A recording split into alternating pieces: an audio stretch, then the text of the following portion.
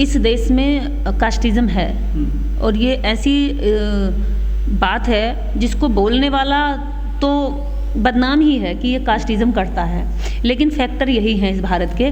तो यहाँ पर जो जेलें हैं वो भी इसी तरह के भेदभाव के साथ लोगों को ट्रीटमेंट देती हैं। जब वीआईपी कोई जाता तो वीआईपी अलग से उसको रूम मिलता है, उसको वीआईपी वो वहाँ पर अच्छा खाना खा सकता है, उसके लिए टिफ़िन जा सकता है, उसके लिए मदिरा जा सकती है, वो लड़कियाँ बुला सकता है, उस फ़ोन यूज़ कर सकता है, उसके अपने चेले चपाटे उसकी मसाज करने मालिश करने जा सकते हैं, उसको मेंटली फिजिकली हर तरह का रिलीफ मिल सकता है। खाने का जो सुख यहाँ छोड़ के जाता है वही सुख उसको मिलता है। लेकिन जब ज़रूरत है उस सेल में उन कोठरियों में कैमरे लगाने की जहां पर वास्तव में एक के ऊपर एक पड़ा है, जहां जगह तो है 25 लोगों की और जहां भरे हुए 100 लोग, और उनके साथ अमानवीय इस तरह के व्यवहार भी होते हैं केवल इसलिए कि कास्टिज़्म, क्योंकि कास्टिज़्म के तहत ही उनको अंदर डाला गया है। अपराध करके कोई निकल जाता है, किसी बेगुनाह को पकड़ कर ले आते हैं, जब तक अपराधी अपना जीवन जी चुका होता है और बेगुनाह अपना जीवन बर्बाद कर चुका होता है। तो इस देश के अंदर जितनी भी जेलें हैं, जेलों के अंदर यदि सर्वे किया जाए तो सबसे ज़्यादा कास्टिज़्म के केसों में इन लोगों को अंदर जबरन ठूंसा गया होगा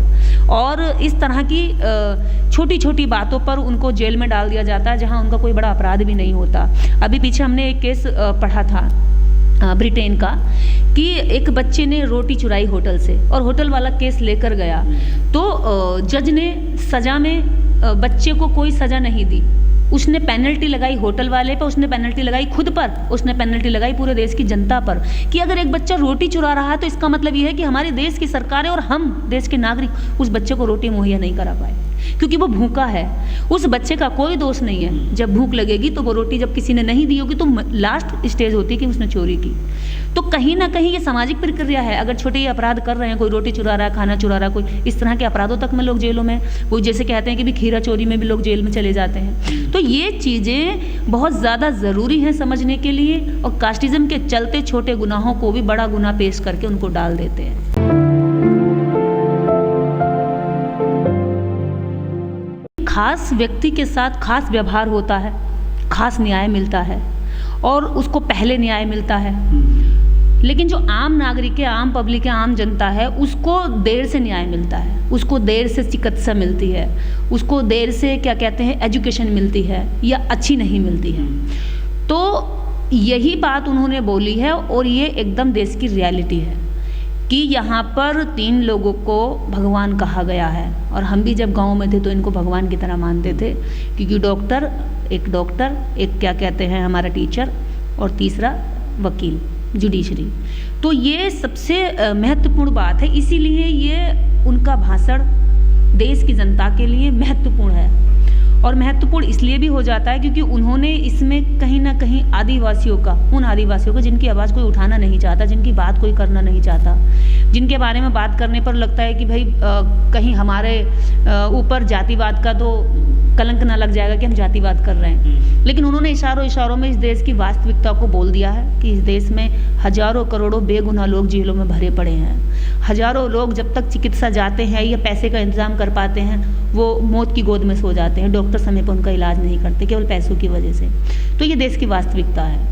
देखिए, आप भाषण को ध्यान से देखेंगे तो आपको नहीं लगेगा कि वो पढ़ा जा रहा है, वो उनकी वास्तविकता निकल रही है, वो उनका दर्द छलक रहा है और उनके दर्द को आप उनके जब भाषण को सुनेंगे, उनके शब्दों को देखेंगे, उनके चेहरे को देखेंगे तो उससे उनके हाव भाव से पता चल रहा है कि वो भाषण किसी अन्य का लिखा हुआ नहीं है, या तो उनका खुद का लिखा है या उन्होंने बिना लिखे ही अपने मन से सारी चीज़ें बोली हैं। और वो राष्ट्रपति हैं, देश की प्रथम नागरिक हैं, कुछ चीज़ों पर उनके ऊपर अंकुश नहीं है कि आप बिल्कुल वही बोलेंगे या वही रटेंगी जो आपको लिखा कर गया है, लिखकर इसलिए क्योंकि कुछ गलतियाँ ना हो, देश का प्रथम नागरिक बोल रहा है इसलिए दिया जाता है। तो उन्होंने जो कहा है, बोला है, देश की जनता को संबोधित करते हुए ये कनेक्टिविटी बनाई है उन्होंने कि जो गरीब है, जो कमज़ोर है, जो क्या कहते हैं मुख्य धारा से कटा हुआ व्यक्ति है, उस व्यक्ति के प्रति आप खास लोग, खास पदों पर बैठे हुए लोग उसके प्रति संवेदना रखो, उसके प्रति आप, अगर वो न्याय की प्रक्रिया में है तो उसको पहले न्याय दो, अगर वो ट्रीटमेंट की प्रक्रिया में तो उसको ट्रीटमेंट समय पर दो। केवल पैसा या व्यवसाय केवल इसलिए नहीं है कि उसको पैसा ही कमाना है, इसलिए भी है कि हम देश के कमज़ोर, गरीब और अपने देश के उन लोगों के लिए काम भी करें जो प्रोफेशन हमने अपने लिए तैयार किया है, उस प्रोफेशन से हम अपने लोगों के प्रति भावनाएं भी रखें। मन की बात तो व्यक्ति विशेष की बात हो गई ना, लेकिन जनता की बात तो जनता को टच करेगी।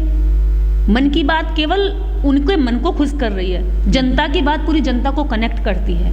उनके मन की बात को कौन सुनना चाहता है बताइए? लोग, कोई भी नहीं सुनता। हमने तो आज तक नहीं सुनी उनके मन की बात, हमने तो आज तक उनके मन की बात को कभी वैल्यू नहीं दी। अरे आप मन की बात करो, आप जन की बात कब करोगे? देश जनगण मन से बना है, बाद में मन है।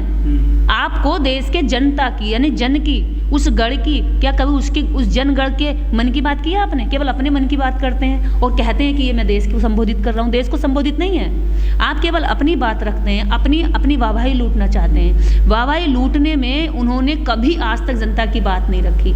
जनता की बात जब होती है तो जनता उससे कनेक्ट होती है। और हमारे राष्ट्रपति द्रौपदी मुर्मू जी का बयान, उनका भाषण इस बात का जीता जागता सबूत है वर्तमान में कि देश की जनता उस भाषण से कनेक्ट हो रही है। क्योंकि वो सिर्फ भाषण मात्र नहीं है, वो दर्द है, वो सच्चाई है, वो इस देश के उन लोगों का यथार्थ है जो झेल रहे हैं, जिनको उससे निकलने का कोई रास्ता भी नहीं बचता। बहुत सारे लोग ऐसे हैं जेलों में कि वो इसलिए पड़े कि उन पर जमानत का पैसा नहीं है, उनको बेल के लिए उनके घर से पैसा नहीं है कि वो अरेंज कर सकें। उनके बच्चे छोटे छोटे, वो जब जाते हैं लौट कर तो उनके बच्चे जवान हो जाते हैं, उनकी पत्नियां जवानी में वो छोड़कर उनको जबरन जेलों में डाला जाता है। जब तक वो लौट के जाते हैं उनकी बीवियां इंतजार में बूढ़ी हो जाती है। और कितने ऐसे जो निकलना भी नहीं चाहते क्योंकि 1-2 बीघा जिससे कुछ अनाज गेहूं आ रहा है, जिससे उनके बच्चे रोटी खा रहे हैं, उनका जीवन चल रहा है, वो भी बिकने का आसार बन जाते हैं। और कितनों की बिक भी गई। देखिए सुप्रीम कोर्ट ने उसके बाद बयान दिया है कि ऐसे लोगों की लिस्ट बनाई जाए जो बेगुनाह है या जिनका पीछे का डाटा खंगाला जाए कि क्राइम रिकॉर्ड रहा है या नहीं रहा है। और ऐसे लोगों को अगर बेल के लिए पैसा नहीं है तो उनको निकाला जाए, जेलें खाली की जाए। यानी कुछ % भी अगर ऐसे हम निकाल पाए और जल्द से जल्द उनकी सुनवाई हो। देखिए जिस तरह से जुडिशरी ने उसके बाद फैसला लिया है या बयान दिया है, एक अभी सूचना जारी की है उन्होंने, तो उससे लगता है कि अब उन लोगों के लिए कुछ कार्रवाई होनी चाहिए। और हम भी उम्मीद करते हैं क्योंकि उनको वकीलों की ज़रूरत है, वो अपने पैसों से वकील नहीं कर पाते, उनको वकील मुहैया कराए जाएं, उनको जजमेंट फास्ट ट्रैक कोर्ट में चला करके जल्दी ख़त्म किए जाएं कि भी ठीक है आप लोग, जब हमने पता कर लिया कि इस व्यक्ति का पुराना रिकॉर्ड भी कुछ नहीं है या उसका अभी भी साबित नहीं हो पा रहा, आप साबित करोगे 20 साल बाद, तो उसके 20 साल जो जीवन के थे वो कौन वापस करेगा? क्या आप उसके उन 20 सालों का हिसाब दे सकते हैं जिन 20 सालों में उसके जीवन का महत्वपूर्ण समय गया? जब वो अपने बच्चों के जीवन को पढ़ते, अपने बच्चों को बढ़ते हुए देख सकता था, अपने बच्चों को पढ़ा सकता था, उसके साथ साथ आपने उसके बच्चों का भी भविष्य खराब कर दिया पूरा, क्योंकि पढ़ाने वाला, कमाने वाला आपने जेल में डाल दिया। अब वो क्या कर रहा होगा उसका परिवार? लेकिन सत्येंद्र जैन साहब तो बड़े मामले में अंदर हैं वो तो, लेकिन उनको उस हिसाब से सुविधा दी जा रही है जेल में। सत्येंद्र जैन को जो दिल्ली में मंत्री हैं, मैंने कहा ना उनके नाम के पीछे जो आरक्षण लगा हुआ है, आप समझ रहे हैं ना, नाम के पीछे जो आरक्षण है ना, ये नाम के पीछे का आरक्षण जनजात आरक्षण है इस देश के अंदर। और ये नाम के पीछे का आरक्षण जन्म से लेकर के मरने तक, यहाँ तक कि अपराध करने में भी उन्हें छूट होती है, अपराध के बाद जेल में जाने पर भी उन्हें छूट होती है। और इस समाज में जहाँ जहाँ सारी सुविधा संपन्न जगह हैं उन जगहों पर उन्हें सारे आरक्षण होता है, केवल इसलिए कि उनके जन्म के बाद बिल्कुल जाति बड़ा मैटर है, उनके नाम के पीछे लगाया। देखिए ना, ये नाम के पीछे जो सरनेम आरक्षण है ना, ये आरक्षण इस देश का सबसे बड़ा, देश के लिए क्या कहूँ कि ये कोड है। ये देश को बर्बाद करने वाला और बदनाम करने वाला सबसे खतरनाक आरक्षण है, जिसकी कोई कभी चर्चा नहीं करता।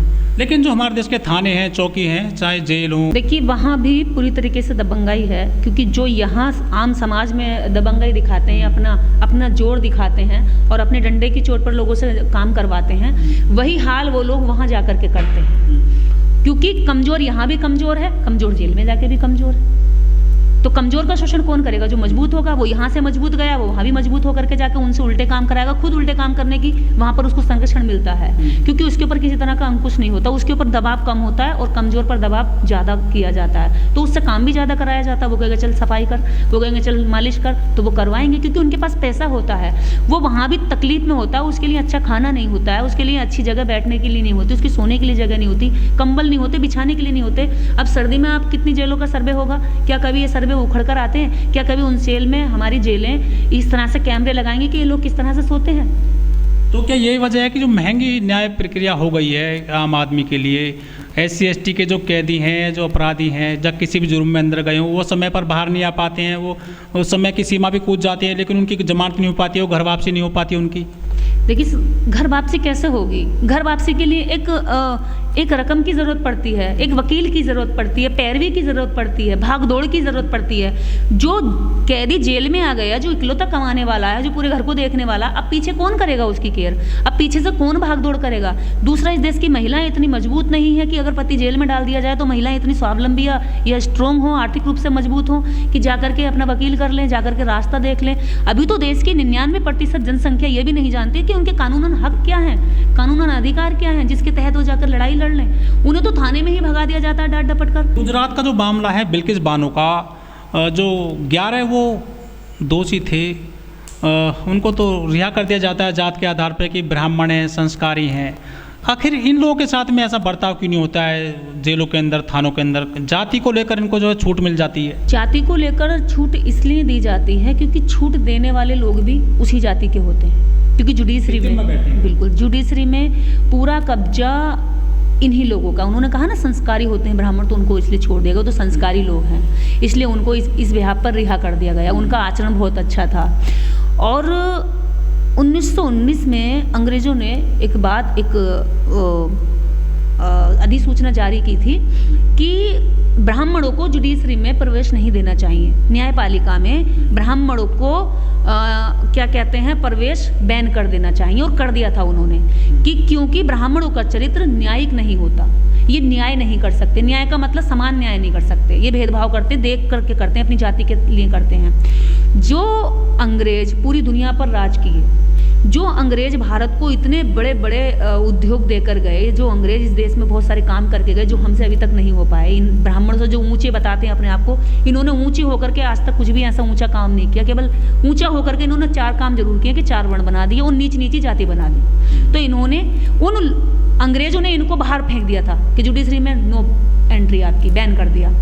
आज जब वह इस देश से चले गए, भारत आज़ाद हुआ, तो सोचो वही ब्राह्मण, खासकर वही 4 परिवारों के ब्राह्मण आज तक जुडिशरी में कब्जा किए हुए हैं, तो न्याय हो जाएगा? लेकिन जो कानून मंत्री हैं किरण रिजिजू साहब, वो तो कोलोजियम सिस्टम को लेकर जो काफ़ी मुखालफत कर रहे हैं। देखिए, कोलिजन सिस्टम पर लगातार लोग बोल रहे हैं। कोलिजन सिस्टम पर CS कन्नन साहब ने भी बोला कि जब मैं जय भीम का नारा लगाता हूँ, या मैं बोलता हूँ, या मैं किसी गरीब को न्याय देना चाहता हूँ, कमज़ोर को न्याय देना चाहता हूँ, तो मेरी कलम को चलाने से रोक लिया जाता है। उन्होंने अपना दर्द बताया। उन्होंने आकर के ये बताया कि अगर आपके पास पैसा नहीं है तो आप न्याय नहीं पा सकते।